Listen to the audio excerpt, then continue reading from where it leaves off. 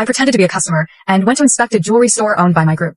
I also took the opportunity to test the character of my future daughter-in-law, whom I had never met. When I saw that my son's fiancée serving as the store manager was neatly and suitably dressed and composed, I felt very satisfied. I planned to pick out some gold jewelry to give her as a meet and greet gift. Unexpectedly, she turned out to be a gold digger who despised the poor and loved the rich. Just because I was dressed plainly today, the woman looked at me with contempt and assumed I couldn't afford the store's gold pieces.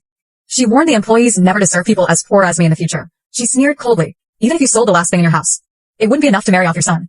Faced with such a vain, arrogant, and overbearing woman, I was glad my son had not married her yet. Originally, I had planned to spend $50 million on their wedding and to invite my future daughter-in-law to dinner tonight and to give her an heirloom bracelet worth $1. Now it seemed the woman was unfit to be my daughter-in-law. Just as I turned to leave, I suddenly noticed something wrong with the gold bracelet displayed in the case. After checking, I confirmed the bracelet wasn't even pure gold. I asked the woman why the store's prized bracelet wasn't pure gold, worried the matter would be exposed. She immediately grabbed the bracelet.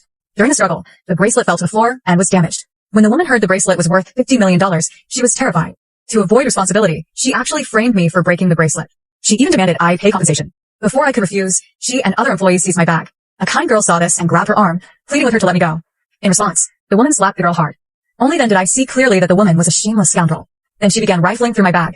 When she discovered there was no cash inside, she became furious. Without another word, she slapped me hard.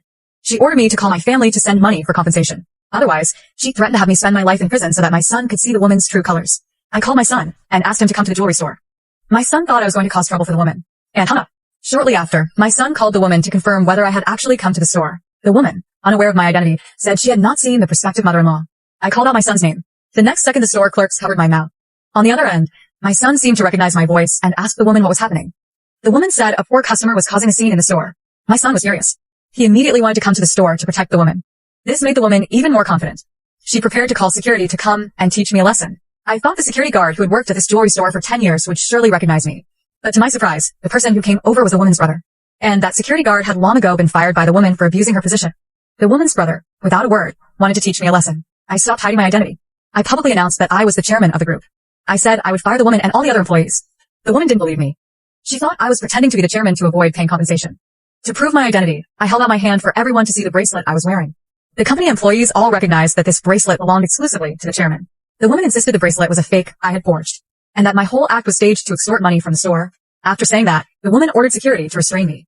Then she snatched my bracelet and smashed it to pieces. Seeing this, I angrily warned the woman she would regret it. The woman replied that she was about to become the CEO's wife, and she wasn't worried about any consequences.